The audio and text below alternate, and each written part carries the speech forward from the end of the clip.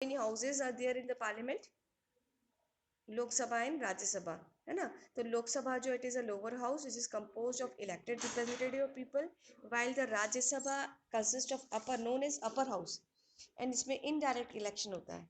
And जो prime minister होता है उसको लोकसभा में का लीडर बनने के लिए लोकसभा के मेंबर्स की क्या पड़ती है, जरूरत पड़ती है, ठीक है। तो हमारी जो कंट्री है, डिसीजन जो मेकर्स है वो कौन है in our country? All the major decision are taken by the council of ministers in the cabinet meeting headed by the prime minister. तो हमारी कंट्री के जितने भी महत्वपूर्ण निर्णय होते हैं वो प्राइम मिनिस्टर लेता है, जिसमें कि वो काउंसिल ऑफ मिनिस्टर्स का हेड होता है और वो कैबिनेट की मीटिंग्स भी करवाता है। Is it clear?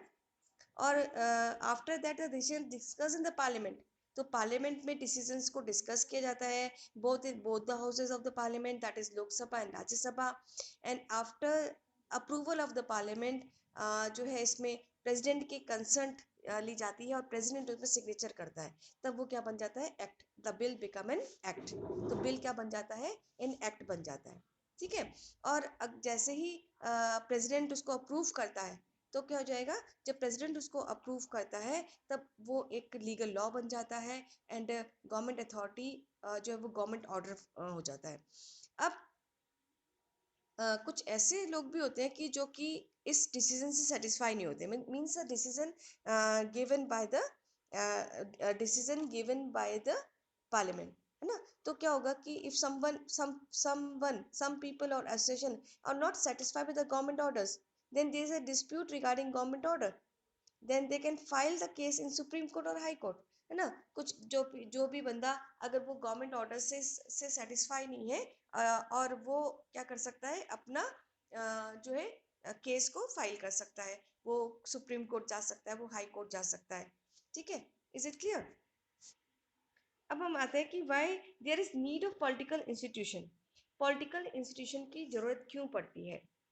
तो अगर हम, क्योंकि पॉलिटिकल इंस्टीट्यूशंस की जरूरत इसलिए पड़ती है बिकॉज अगर कोई डिस्प्यूट्स हैं, कोई झगड़े हो जाते हैं, तो उनको निपटाने के लिए पॉलिटिकल इंस्टीट्यूशंस बनाए गए हैं। और अगर पॉलिटिकल इंस्टीट्यूशंस नहीं होंगे तो डेमोक्रेसी नहीं वर्क कर सकती है। आप लोगों को सबको मालूम होना चाहिए, democracy means of the people, for the people and bye the people. तो जब of the people, for the people, bye the people बन रही, तो यानी कि जनता के द्वारा बनाई गई ऐसी संस्था है जिसमें जनता के द्वारा चुने गए रिप्रेजेंटेटिव्स होते हैं। तो इसलिए there is need of political institutions. और जो पॉलिटिकल इंस्टीट्यूशंस होते हैं वो रूल्स और रेगुलेशंस को फॉलो करते हैं, जो कि लीडर्स पर अपना प्रतिबंध लगाए हुए होते हैं। यानी कि जो लीडर्स होते हैं पार्लियामेंट के या पॉलिटिकल इंस्टीट्यूशन के, वो अपनी मनमानी नहीं कर सकते हैं, उन पर क्या लगाए जाते हैं, उन पर प्रतिबंध लगाए जाते हैं, ठीक है। Let's discuss with the parliament. Parliament होती क्या है ना। Parliament is a set of people elected regularly people of the country. यानी कि पार्लियामेंट एक ऐसी संस्था है जिसमें कि इलेक्टेड मेंबर्स होते हैं जो कि जनता के द्वारा चुने जाते हैं थ्रू द डायरेक्ट इलेक्शंस और इनडायरेक्ट इलेक्शन। अब यहाँ पे जब हम डायरेक्ट इलेक्शन या इनडायरेक्ट इलेक्शन की बात करते हैं तो उसके एग्जांपल्स क्या होंगे? लोकसभा के जो सदस्य होते हैं वो डायरेक्टली चुने जाते हैं। Is it clear? The members of the Lok Sabha are directly elected by the people of the country. और जो राज्यसभा के सदस्य होते हैं उनका इनडायरेक्ट इलेक्शन होता है। क्यों इनडायरेक्ट इलेक्शन है? क्योंकि वो रिप्रेजेंटेटिव द्वारा चुने जाते हैं, जनता का हाथ नहीं, रोल नहीं है, जनता का रोल केवल लोकसभा तक कंप्लीट हो जाता है। तो जब हम राज्यसभा में आते हैं तो जो राज्यसभा के सदस्य होते हैं वो इनडायरेक्ट इलेक्शन के द्वारा चुने जाते हैं। Is it clear? यहाँ तक क्लियर है बच्चों? आई होप यहाँ तक क्लियर होगा। all the all by the government before the implementation are put in the parliament for discussions।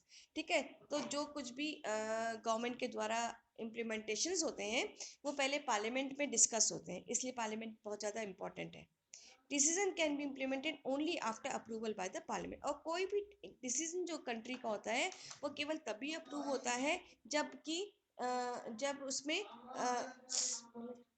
जब उसमें अप्रूवल जो है केवल तभी होता है जब उसमें पार्लियामेंट क्या करेगी, अप्रूव करेगी। Is it clear?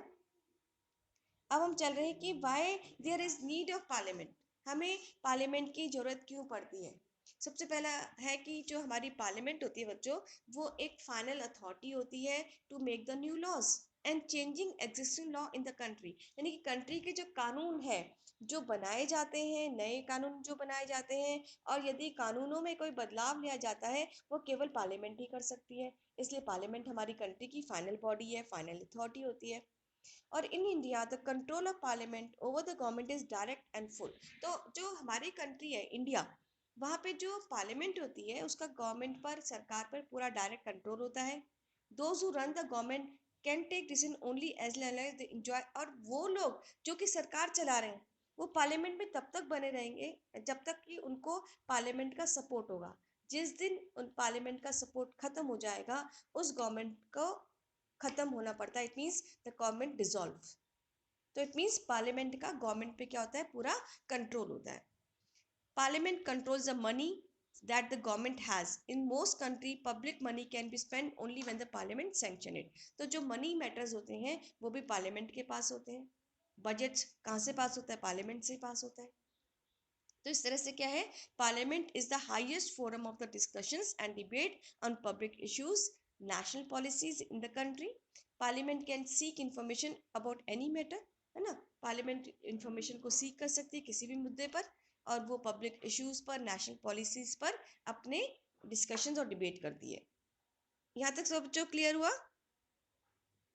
बच्चों क्लियर हुआ कि नहीं हुआ? तभी मैं आगे बढ़ूंगी। Yes ma'am. ओके बेटा, अब हम चलते हैं कि हमारी कंट्री में 2 हाउसेज ऑफ द पार्लियामेंट है। एज पार्लियामेंट बहुत इंपॉर्टेंट रोल प्ले करती है कंट्री में। और जहाँ पे लार्ज कंट्रीज हैं, बड़ी कंट्रीज हैं, वहाँ पर पार्लियामेंट के 2 हाउसेस में अक्सर डिवाइड किया हुआ है। तो यूजली कई कंट्री में जो छोटी कंट्रीज हैं वहाँ पे 1 हाउस ही है, जहाँ पे डायरेक्टली इलेक्टेड पीपल होते हैं और वो रियल पावर को एक्सरसाइज करते हैं। ठीक है, तो हमारी कंट्री में 2 हाउसेज हैं, 1 is Lok Sabha and second is Rajya Sabha. अब हम सबसे पहले चलते हैं बेटा लोकसभा पे। लोकसभा का दूसरा नाम है हाउस ऑफ द पीपल। ठीक है, जनता का सदन या लोअर चैम्बर। लोअर मतलब निम्न सदन। तो जो लोकसभा है उसको निम्न सदन कहा गया है क्योंकि उसके जो मेंबर्स होते हैं वो directly elected by the people and exercise the real power on the behalf of people. यानी कि जो लोकसभा के सदस्य होते हैं वो जनता के द्वारा चुने जाते हैं, they are elected by the people and enjoy the real power on behalf of the people. यानी कि जो जिन जनता के द्वारा वो चुने गए उनके लिए उनको काम भी करना है। Is it clear? ये बात क्लियर हुई बेटा? लोकसभा की बात क्लियर हो गई कि लोकसभा लोअर हाउस है, इसको हाउस ऑफ पीपल भी बोला जाता है। It is usually elected by the people, ज्यादा जनता के द्वारा चुने जाता है, और रियल पावर को एक्सरसाइज करता है जनता के नाम पर। जिस दिन जनता उसे पसंद नहीं करेगी उसी दिन लोकसभा के सदस्यों को हटना पड़ता है। ठीक है, यानी कि चुनाव होते हैं, मिड टर्म इलेक्शंस होते हैं। ठीक है, अब हम चलते हैं राज्यसभा की ओर। जो राज्यसभा होता है वो अपर हाउस कहलाता है। Upper chamber, chamber means house. अगर एग्जाम में अगर आपको कंफ्यूज नहीं होना है, चैम्बर का मतलब क्या होता है, हाउस होता है। Upper chamber and the lower chamber. Rajya Sabha council of state है। ठीक है, it is indirectly elected, indirect elections है, perform special functions such as interest of various states, region and the federal units, है ना। तो ये इनडायरेक्ट इलेक्शन से, indirect election क्यों है, क्योंकि लोकसभा के सदस्य ही या विधानसभा के जो सदस्य हैं वो राज्यसभा के सदस्य बनते हैं। तो वो जो लोकसभा के सदस्य या विधानसभा के सदस्य होते हैं वो ऑलरेडी चुने हुए होते हैं ना, तो इसलिए इनडायरेक्ट इलेक्शन होता है। यहाँ पे क्लियर हुआ? इज इट क्लियर बेटा? यस। ओके बेटा, अब हम चलते हैं कि जो प्रेसिडेंट होता है कंट्री का is a part of parliament. तो अगर हम देखें कि हमारे कंट्री में लेजिस्लेटिव होता है, एग्जीक्यूटिव होता है, जुडिशरी होता है। तो जो लेजिस्लेटिव होता है जिसका काम कानून बनाना है उसमें प्रेसिडेंट होगा और पार्लियामेंट होगा, और पार्लियामेंट के 2 हाउस होंगे, Lok Sabha and Rajya Sabha. Is it clear? लेकिन जो प्रेसिडेंट होता है ना तो वो लोकसभा का सदस्य होता है ना ही राज्यसभा का सदस्य होता है, उसकी अपनी एक अलग पोजीशन होती है। Is it clear? President is the part of parliament and he is not the member of both the houses. ना तो वो लोकसभा का सदस्य होता है और ना ही राज्यसभा का सदस्य होता है। Due to this reason all laws made in houses come into force only after receive assent of the president. यानी कि अगर दोनों यदि कोई कानून बनता है तो वो दोनों संसद से पहले पारित होता है, पास होता है, तब वो प्रेसिडेंट की असेंट से ही, सिग्नेचर के बाद ही कानून बनता है. तो president of India is a special post in the parliament. Is it clear? यहाँ पे क्लियर हुआ बेटा? Yes, ma'am. Okay बेटा. Now what is the difference between, here we'll go the difference between Lok Sabha and Rajya Sabha. Lok Sabha और राज्यसभा में क्या difference, ये तो आपको अच्छे से याद कर लेना है. देखो यहाँ पे आप देख रहे हो, you can take the screenshot of this difference जो आप देख रहे हो लोकसभा और राज्यसभा का. तो हम करने जा रहे हैं कि लोकसभा और राज्यसभा में क्या डिफरेंस होता है.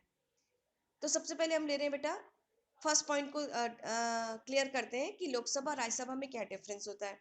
तो सबसे पहले हम ये देख रहे हैं कि जो लोकसभा है उसका जो मेंबर्स होते हैं वो directly elected by the people, जबकि राज्यसभा के जो मेंबर्स होते हैं वो इनडायरेक्टली इलेक्टेड मेंबर्स होते हैं ऑफ द लेजिस्लेटिव असेंबलीज. यानी कि जो राज्य के विधानसभा विधान परिषद के जो सदस्य होते हैं वो राज्यसभा के सदस्य बनते हैं. तो उनका इलेक्शन हो गया, इनडायरेक्ट इलेक्शन हो गया. क्लियर?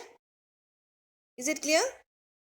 अब चलते हैं कि जो लोकसभा होती है ना वो बड़ा होता है, लार्ज होता है साइज में. तो उसकी जो मेंबर्स हैं वो कितने, 552, जिसमें से 2 जो सदस्य होते हैं वो राष्ट्रपति के द्वारा, प्रेसिडेंट के द्वारा नॉमिनेट होते हैं. उनका चुनाव नहीं होता बच्चों, उनका नामांकन होता है, उनका नॉमिनेशन होता है.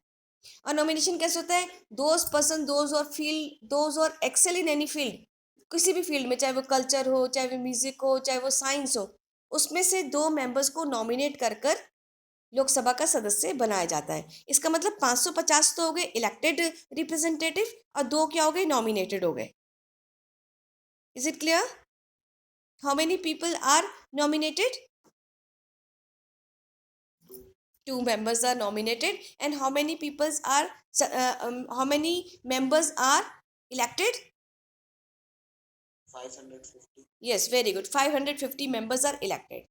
जब हम राज्यसभा की ओर जाते हैं तो बेटा उसका हाफ हो जाता है, that is they have maximum of 250 members. 250 सदस्य उसमें होते हैं, और जिसमें से 12 जो है वो प्रेसिडेंट के द्वारा नॉमिनेट किए जाते हैं. अब मैंने आपको बताया कि 12 नॉमिनेट का मतलब क्या हो गया, 12 नॉमिनेशन का मतलब क्या हो गया, they are like Jaya Bachchan, she was also the member of the Rajya Sabha. तो जया बच्चन एक फिल्म स्टार है ना.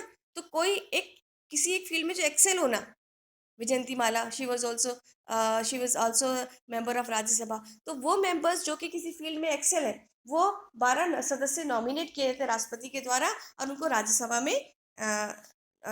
में उसका मेंबर बना दिया जाता है. Is it clear? यहाँ पे क्लियर हुआ? Yes, ma'am. ओके बेटा. अब हम चलते हैं थर्ड पॉइंट पे. जो लोकसभा होती है ना वो 5 साल के लिए चुनी जाती है. It is elected for 5 years. The house can be dissolve before the expiry of the tenure. यानी कि लेकिन जो ये हाउस है, लोकसभा है, उसको एक्सपायर भी हो सकता है. क्यों एक्सपायर हो सकता है? मान लो 2 पार्टीज है, ठीक है, एक तरफ रूलिंग पार्टी है और एक तरफ अपोजिशन पार्टी है, और रूलिंग पार्टी ढंग से काम नहीं कर रही है, और उनकी कमियों को सामने ले कौन लाता है, अपोजिशन पार्टी लाती है. तो अगर वो मेजॉरिटी में नहीं होती है और वो हार जाती है बिफोर 5 years, तो इसका मतलब लोकसभा खत्म हो गई. तो इनका जो टेन्योर पीरियड है वो कितना है, 5 साल तक. लाइक मोदी जी हैं, वो जो है लगभग इस समय उनकी जो सरकार है लगभग 5 साल तक क्या करेगी, काम करेगी, और 5 साल बाद फिर से क्या होते हैं, चुनाव होते हैं. अब जो राज्यसभा होती है, ये ध्यान रखना है, राज्यसभा एक परमानेंट हाउस है, वो कभी डिसॉल्व नहीं होता है, कभी खत्म नहीं होता. क्यों? इसके जो सदस्य होते हैं वो 5 साल 6 साल के लिए चुने जाते हैं, बट इसके जो 1/3 मेंबर्स होते हैं वो रिटायर्ड आफ्टर एवरी 2 years. तो it can not be dissolve. तो 1/3 रिटायर होते रहते हैं, और उसके 2 साल बाद, और उसके बाद नए मेंबर्स आ जाते हैं. तो इससे क्या हो जाता है कि जो राज्यसभा है वो कभी डिसॉल्व नहीं होती, और वो परमानेंट हाउस रहता है. Lok Sabha is not a permanent house, but Rajya Sabha is a permanent house. Is it clear? Is it clear? किसी बच्चे को कोई भी डाउट हो तो पूछो, तभी आगे बढ़ाऊंगी मैं. मैम एक बार दोबारा समझाइए. कौन सा पॉइंट बेटा, सारे points? No, on third. Okay, third point देखो बेटा, मैंने अभी आपको क्या बताया कि जो भाई लोकसभा है वो 5 इयर्स के लिए इलेक्ट की जाती है, ठीक है। मैंने कि अगर मान लो कोई मेजोरिटी पार्टी जीत जाती है तो वो अपने रूलिंग पार्टी के सत्तारूढ़ में वो 5 साल के लिए रहेगी, लेकिन वो बीच में भी डिजॉल्व हो सकती है अगर वो ढंग से काम नहीं कर रही होती है, ठीक है। उधर जब हम राज्यसभा की बात करते हैं तो उसके जो सदस्य होते हैं वो राज्यसभा जो जो का जो एग्जिस्टेंस है वो 6 साल के लिए, लेकिन 1/3 जो उसके मेंबर्स हैं हर 2 साल बाद रिटायर होते रहते हैं, और हर 2 साल रिटायर हो तो वो जो जो खाली रिक्त स्थान हुआ है उसके स्थान पे नए मेंबर्स आ जाते हैं, तो वो कभी डिसॉल्व नहीं होती है, और वो क्या है, एक परमानेंट हाउस है। Is it clear? Now it ma'am is. ये 2 साल, हाँ बेटा, मैम ये देखो देखो देखो, सुनो मेरी बात, 6 साल लिखा है, 6 इयर्स के लिए है, लेकिन इसमें जो हर 2 साल बाद क्या करते हैं वो, कि 1/3 सदस्यों को रिटायर कर देते हैं, ठीक है।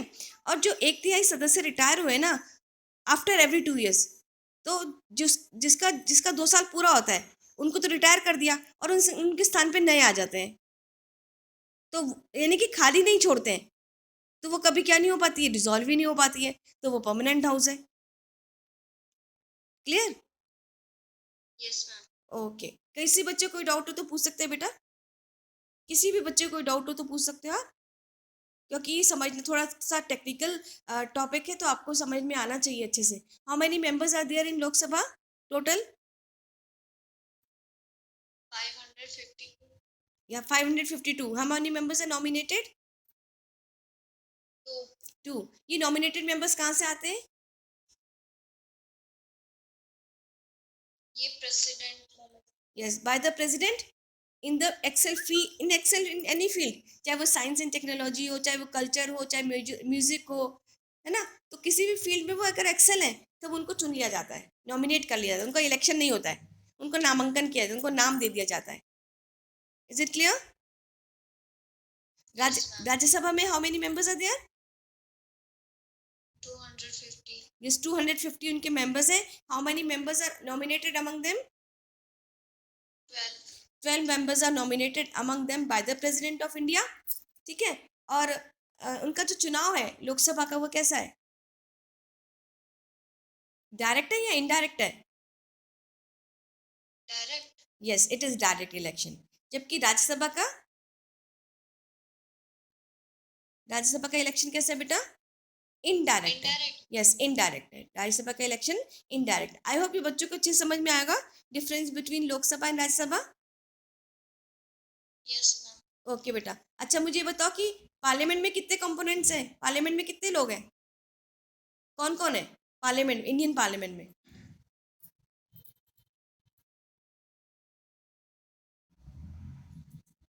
आपको दिखाई दे रहा होगा स्क्रीन पे, how many components are there in parliament, consist of how many, 2 houses and the president of India, और ये मिलकर क्या बनता है बेटा, legislative organ of the board of the government. Lok Sabha, Rajya Sabha and president of India मिलकर इंडिया की लेजिस्लेटिव ऑर्गन को फॉर्म करते हैं, जो कि जिसका काम होता है कानून बनाना, to make the law. Is it clear? यहाँ क्लियर हुआ बेटा? Yes ma'am. ओके बेटा, तो who is the legislative body in our country? Who is the legislative body in our country?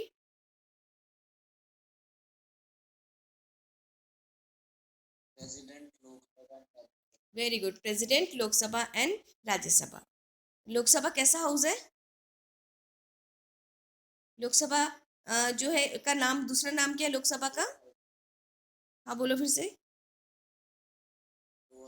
Lower house और the house of the people. Rajya Sabha? Upper house और yes, very good, upper house या council of the state, ठीक है। And Rajya Sabha is not a permanent house, who is which is the permanent house? Rajya Sabha, yes, Rajya Sabha. इसमें मान लो अगर आपसे पूछता है how can we say that it is a permanent house, तो क्या बताओगे इसमें आप, क्या बताओगे कि इसके 1/3 सदस्य क्या हो जाते हैं, retired after every 2 years and the new members are appointed. Okay, अब हम चलते हैं कि जो स्पेशल पावर्स हैं लोकसभा की ओवर राज्यसभा, ठीक है। तो हमारा जो लोकसभा है वो लार्जर हाउस है और उसकी स्पेशल पावर है राज्यसभा के ऊपर। तो our constitution gives some special powers to Rajya Sabha, but most of the matters in Lok Sabha exercise a supreme power। यानी कि हमारे जो कॉन्स्टिट्यूशन है उसने राज्यसभा का कुछ स्पेशल पावर्स तो दी हुई हैं, लेकिन लोकसभा जो है वो थोड़ा उससे सुप्रीम है। दीज आर, सबसे पहले करते हैं कि बच्चों जो ऑर्डनरी बिल होता है, ऑर्डनरी जो बिल होता है वो दोनों हाउसेस से पास हो सकता है। But if there is a difference between the two houses, the final decision is in a joint session. The view of the Lok Sabha is likely to prevail because of its large number of member। अब क्या होता है, मान लो कोई decision है, ठीक है, बहुत ध्यान से सुनना बेटा इसको। मान लो कोई डिसीजन है जो कि both the house of the parliament उसमें डिसीजन लेते हैं, लेकिन वो डिफरेंस आ जाता है किस उसमें, तो क्या होगा, दोनों का जॉइंट सेशन होगा जिसमें प्रेसिडेंट बैठता है। अध्यक्षता कौन करता है, प्रेसिडेंट करता है। जब दोनों का जॉइंट सेशन होता है तो डिसीजन लोकसभा का मान लिया जाता है, क्योंकि लोकसभा में ज्यादा मेंबर्स हैं, ठीक है। There are large members in the Lok Sabha, so the decisions are taken by the whom, decision are taken by the Lok Sabha, Lok Sabha के ही डिसीजन को प्रिवेल किया जाता है। Is it clear? यहाँ पे क्लियर हुआ या एक बार और बताऊं? एक बार और बता दो। ठीक है बेटा, कोई भी कानून यानी कि कोई भी ऑर्डिनरी कानून जब पास होता है, दोनों लोग सब, कोई सा भी ऑर्डिनरी लॉ वो दोनों हाउसेस से पास हो सकता है। लेकिन अगर किसी भी मुद्दे पर अगर दोनों हाउसेस के बीच में डिफरेंसेस आ जाता है, तब फाइनल डिसीजन कैसे लिया जाता है? फाइनल डिसीजन लिया जाता है कि दोनों का जॉइंट सेशन बुलाया जाता है, उसमें व्यू किया जाता है, फिर ये देखा जाता है कि किसके सदस्य ज़्यादा हैं, तो ऑब्वियसली किसके सदस्य ज़्यादा है, लोकसभा के सदस्य ज़्यादा हैं, तो लोकसभा के निर्णय को मान लिया जाता है। इसलिए हमारी कंट्री में लोकसभा ज़्यादा पावरफुल है एज कम्पेयर टू राज्यसभा। समझ आया? Yes ma'am. Okay, second point पे आते हैं। सेकंड पॉइंट कहता है कि जो लोकसभा होती है ना, वो जो जितने भी मनी मैटर्स होते हैं कंट्री के, उसको डील करता है। One once the Lok Sabha passes the budget of the government or any other money related or money bill, the for the Rajya Sabha can not reject it. तो एक बार एक बिल, यानी कि जो मनी बिल होता है ना वो केवल राज्य लोकसभा में इंट्रोड्यूस होता है। Money bill introduce only in the Lok Sabha. Is it clear? और एक बार जब बजट पास होता है गवर्नमेंट के द्वारा, यानी कि लोकसभा के द्वारा पास होता है, मनी रिलेटेड होता है, तो उसको राज्यसभा रिजेक्ट नहीं कर सकता है। तो इट मीन्स उसको वैसा का वैसा ही उसको पास करना पड़ेगा। The Lok Sabha exercise the power in money matters and the budget pass bye the Lok Sabha will not be rejected by the Rajya Sabha. Is it clear? Second point clear हुआ कि नहीं हुआ? सेकेंड पॉइंट क्लियर नहीं हुआ? तो देखो, जो भी बजट से संबंधित, आप देखते हैं फरवरी के माह में बजट सेशन चलता है ना, तो वो जो बजट सेशन होता है ना बेटा, मनी बिल, वो भी लोकसभा में ही होता है, वो राज्यसभा में नहीं होता है, पहले तो ये मान लो। तो धन विधेयक कहाँ इंट्रोड्यूस होता है? लोकसभा में होता है। तो जो बजट पास करता है वो कौन करता है? लोकसभा करती है। तो जैसा मनी बिल लोकसभा के द्वारा पास किया गया है उसको राज्यसभा को पास करना ही पड़ता है। Rajya Sabha can not reject it. Is it clear? Yes ma'am. Okay.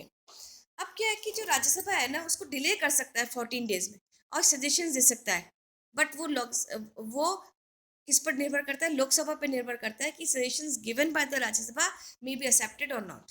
ठीक है, यानी कि राज्यसभा ज़्यादा से ज़्यादा क्या कर सकता है? उसको डिले कर सकता है 14 दिन के लिए, या उसमें कुछ चेंजेस कर सकता है, सजेशन दे सकता है, लेकिन वो लोकसभा पे निर्भर करता है कि वो उस चेंजेस को एक्सेप्ट करता है कि नहीं करता है। तो इसका मतलब पावरफुल कौन हो गया? विच हाउस इज, ये लोकसभा इज मोर पावरफुल। ठीक है, इज इट क्लियर? यहाँ तक क्लियर हो गया बेटा? Yes ma'am. ओके। अब हम करते हैं कि जो लोकसभा है वो काउंसिल ऑफ मिनिस्टर्स को कंट्रोल करता है। Only a person who enjoys the support of majority of member in the Lok Sabha is appointed as the president. यानी कि जो भी मेजोरिटी में जीता हुआ होता है वो लोकसभा में अपॉइंट होता है प्राइम मिनिस्टर के रूप में। ठीक है, if the majority of the Lok Sabha says they have no confidence in the council of minister, यदि लोकसभा का कोई भी सदस्य अगर अपना बहुमत खो देता है तो क्या होगा? पूरे की पूरी मिनिस्टर्स को रिजाइन करना पड़ता है। इंक्लूडिंग प्राइम मिनिस्टर, ठीक है। But the Rajya Sabha does not have this power, Rajya Sabha के पास ये वाली पावर नहीं है। तो काउंसिल ऑफ मिनिस्टर पर लोकसभा कंट्रोल करती है। काउंसिल ऑफ मिनिस्टर्स का जो लीडर होता है वो प्राइम मिनिस्टर होता है। यदि मेजॉरिटी ऑफ लोकसभा में अगर काउंसिल ऑफ मिनिस्टर अपना बहुमत खो देता है, नो कॉन्फिडेंस हो जाता है, तब पूरी की पूरी काउंसिल ऑफ मिनिस्टर को रिजाइन करना पड़ता है, इंक्लूडिंग प्राइम मिनिस्टर ऑल्सो। तो राज्यसभा पे does not have this power, Rajya Sabha के पास ये कोई पावर नहीं है। अब ध्यान रखना है, जो काउंसिल ऑफ मिनिस्टर है ना, वो एग्जीक्यूटिव बॉडी है और लोकसभा क्या है, लेजिस्लेटिव बॉडी है। काउंसिल ऑफ मिनिस्टर क्या है बेटा, काउंसिल ऑफ मिनिस्टर क्या है, एग्जीक्यूटिव बॉडी है। और जो लोकसभा है वो क्या है, लेजिस्लेटिव बॉडी है। तो जो ये लेजिस्लेटिव बॉडी है उसने किस पे कंट्रोल किया हुआ है, काउंसिल ऑफ मिनिस्टर पे कंट्रोल किया हुआ है। वो तब काउंसिल ऑफ मिनिस्टर तब तक मेजॉरिटी में रह सकता है जब तक उसको लोकसभा का सपोर्ट मिलता है। मान लो उसने लोकसभा का सपोर्ट खो दिया, तब उनके against no confidence motion pass होता है, तब पूरी की पूरी काउंसिल ऑफ मिनिस्टर को इंक्लूडिंग प्राइम मिनिस्टर को रिजाइन करना पड़ जाता है, उनको क्विट करना पड़ सकता है। इस तरह की पावर राज्यसभा को नहीं होती है। इज इट क्लियर कि नहीं समझ में आया? मैम लोकसभा में रूलिंग पार्टी के लोग, हाँ बेटा, लोकसभा में भी रूलिंग पार्टी के लोग होते हैं, लेकिन जो यहाँ पे आपको क्या करना है कि जो काउंसिल ऑफ मिनिस्टर्स है ये एग्जीक्यूटिव बॉडी होती है और लोकसभा लेजिस्लेटिव बॉडी है। ये जो काउंसिल ऑफ मिनिस्टर्स के जो मेंबर्स होते हैं वो लोकसभा के प्रति फेथफुल होते हैं।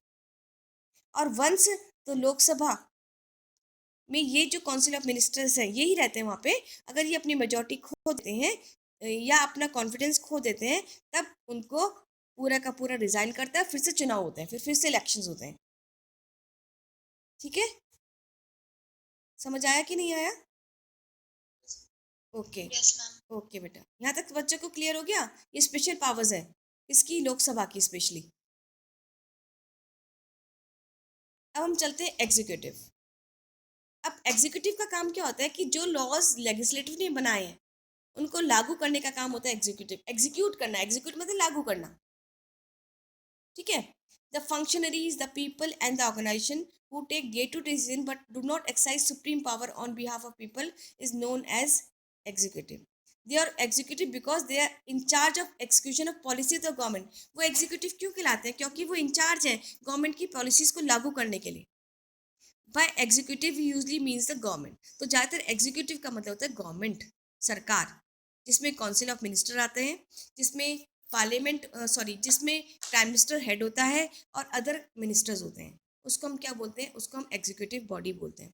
कंफ्यूज बिल्कुल नहीं होना है। लेजिस्लेटिव में आएगा पार्लियामेंट, पार्लियामेंट में जिसमें आएगा, लेजिस्लेटिव में आएगा आपका president and both the house of the parliament. Executive में कौन आएंगे, एग्जीक्यूटिव इज ए गवर्नमेंट जिसमें कि prime minister and council of ministers आएंगे। क्लियर, क्लियर हुआ बेटा? Yes ma'am. ओके, अब आते हैं कि भाई there are political and permanent executives. ये बहुत इंपॉर्टेंट है आपको जानना। एग्जीक्यूटिव का मतलब क्या होता है, दे एग्जीक्यूट द लॉ, कानून को लागू करते हैं, जो कानून ऑलरेडी बन चुके हैं।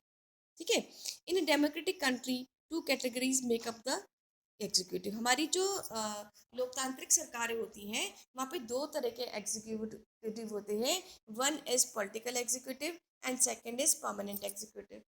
ठीक, जो पॉलिटिकल एग्जीक्यूटिव होते हैं जैसे कि हमारे मोदी जी हैं, हमारे जो नेता लोग होते हैं वो पॉलिटिकल एग्जीक्यूटिव होते हैं। They are elected by the people for a specific period. How much time period, for how much time period they are elected? 5 years। Very good, 5 years के लिए। They take major decision, country के जितने भी important decision हैं उनके द्वारा लिए जाते हैं।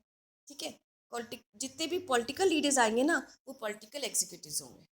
क्लियर हो गया? अब जो परमानेंट एग्जीक्यूटिव होते हैं वो लंबे समय के लिए होते हैं, जैसे कि सिविल सर्वेंट्स, आईएएस, है ना। तो हमारी कंट्री में जो हाईएस्ट जॉब है, सर्विस गवर्नमेंट जॉब है, वो आईएएस की जॉब है बेटा। इनका जो टर्म है वो लॉन्ग टर्म है, लंबे समय के लिए, 60 years ऑफ एज का रिटायरमेंट है।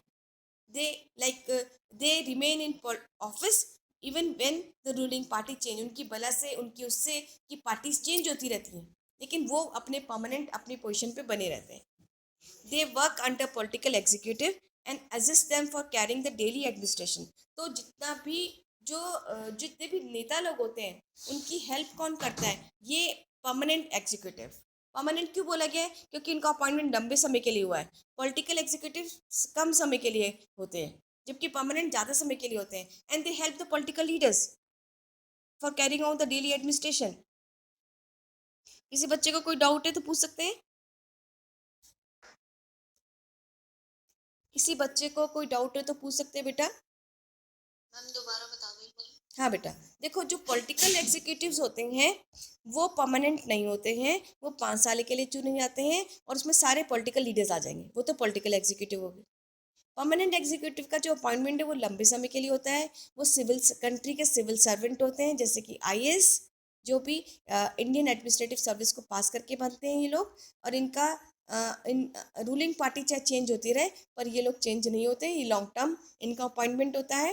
And they are under the political executives, यानी कि पॉलिटिकल लीडर्स के ये लोग अंडर में होते हैं और उनकी हेल्प करते हैं डेली एडमिनिस्ट्रेशन को रन करने के लिए. Is it clear? अब क्लियर हुआ? इज इट क्लियर और नॉट? यस. ओके, तो इसको हम आगे कल कंटिन्यू करेंगे about the powers and permanent of political executive. ठीक है, कल हम उसको कंटिन्यू करेंगे बेटा, powers of permanent and political executive. अभी यहाँ तक क्लियर हो गया बच्चों? अभी तक आपको कल हमने क्या कंटिन्यू करना है? Powers of permanent and political executives.